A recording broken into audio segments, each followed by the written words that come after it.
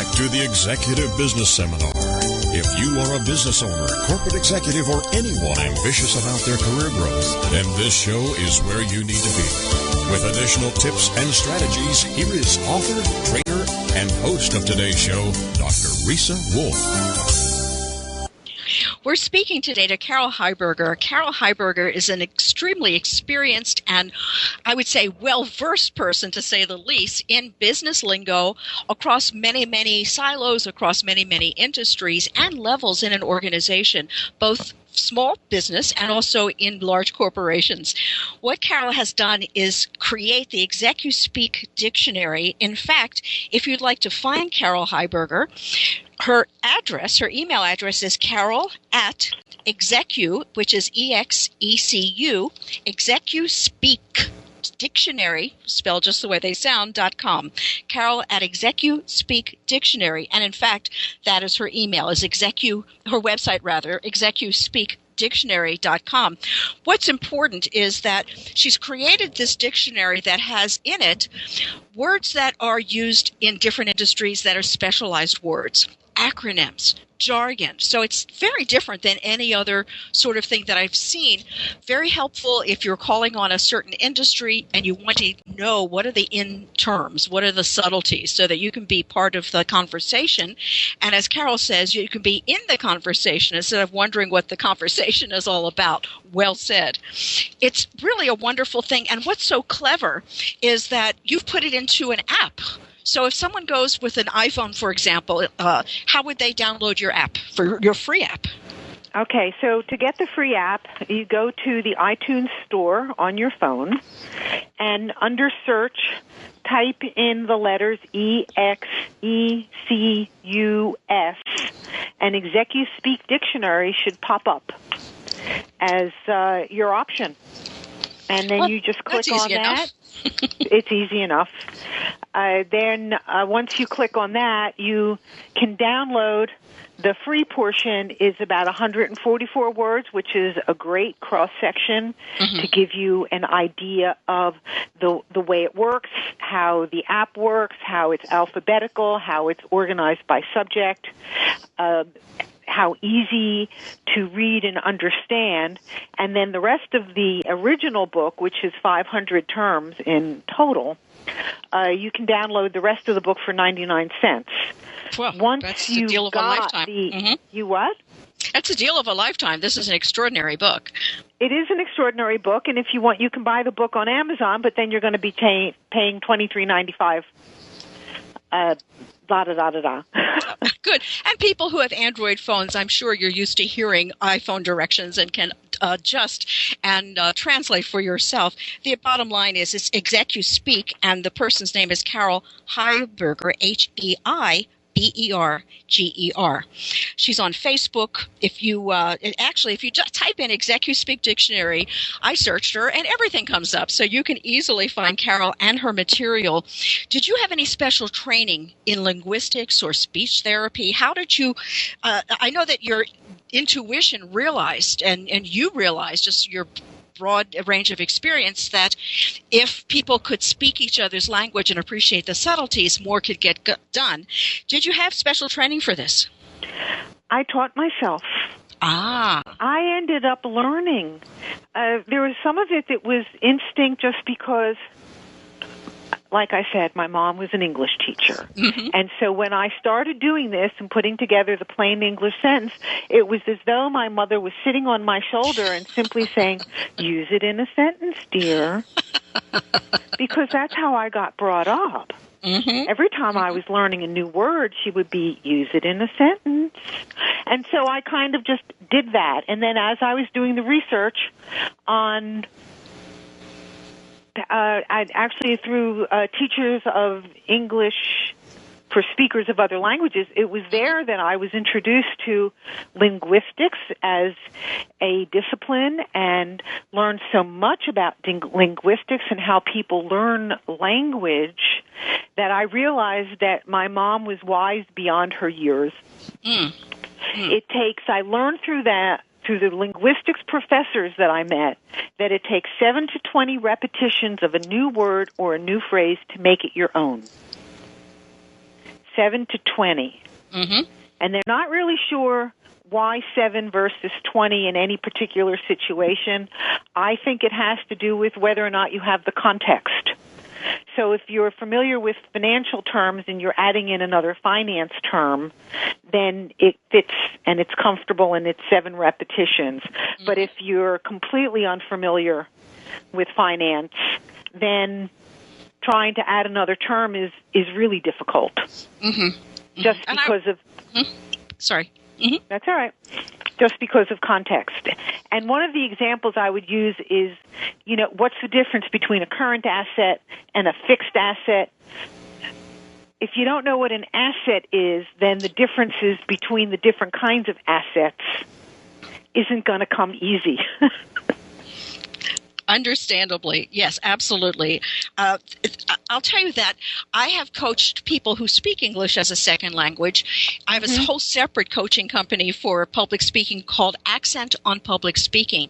So I've been familiar over the years of the various books and resources for jargon for the American language. And of course, it's really rich because we have all these cultures who have brought in their jargon and their words, and we have so many words that are unusual that you wouldn't pick up in a Learn to Speak English dictionary. If it's really American English, which is this wonderful conglomeration of these different languages. But I have never seen a resource as good as yours for one, being up to date. You have words and terminology that people are, they're just, they add words to the dictionary all the time, and apparently you're adding words too, but also the clarity in which you have included definitions and the variety of different meanings. I just think it's fantastic. Thank you. It's the cross section, but one of the things that goes on in the world of business is the higher up the ladder you go, the broader your vocabulary has to be. Oh, now that's an important point.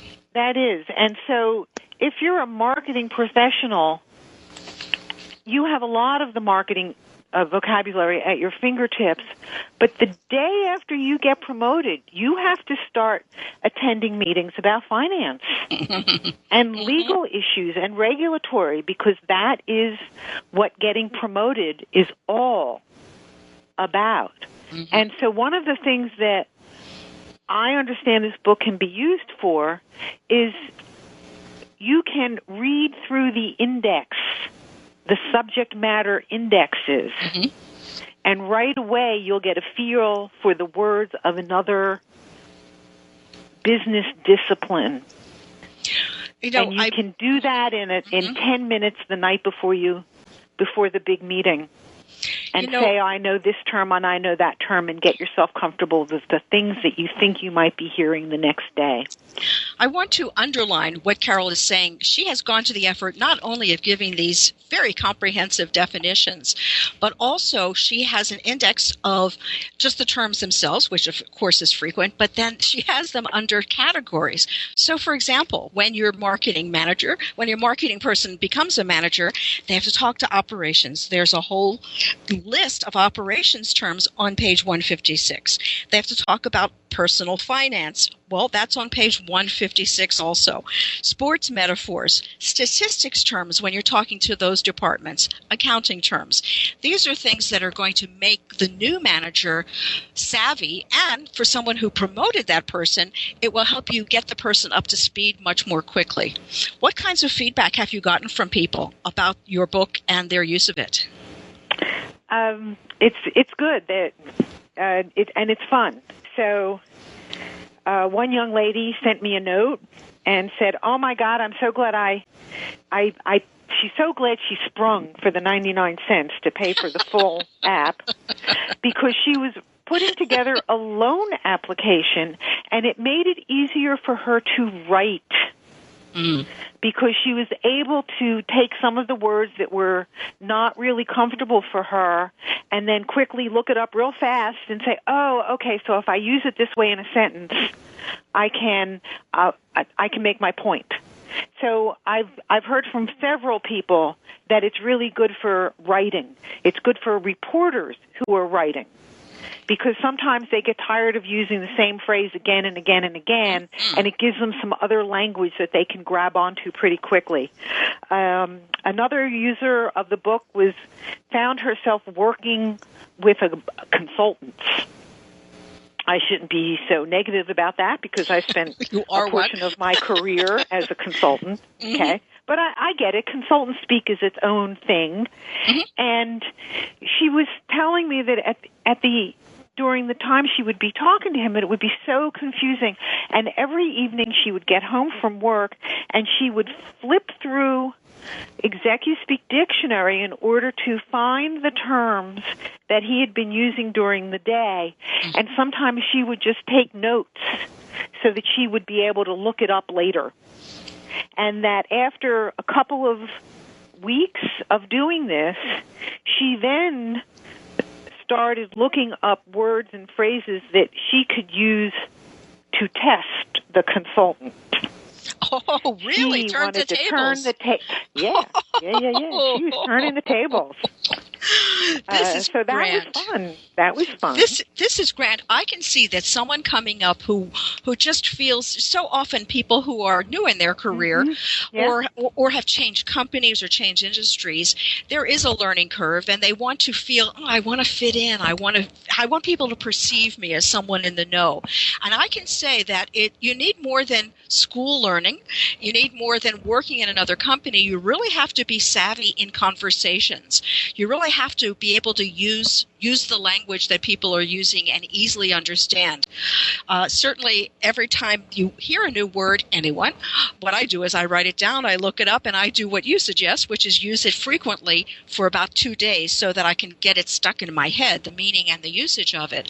So I would say this is a nice shorthand for people who are, well, you've heard my suggestions. If you're calling on a different company, if you're growing in your career, if you have a new position, and certainly people who speak English as a second language to hear the subtleties. I would say that it's also a fun read. When we come back from break, I'm going to ask Carol about certain words that I had never even heard of. For example, strategic incompetence and a straw man. Both of those were new terms for me. I want to hear the definitions of those and how she came up to be how she became so succinct and concise in her definitions. Speaking to Carol Heiberger from Philadelphia area, we will speak with her after the break and hear more about the ExecuSpeak Dictionary.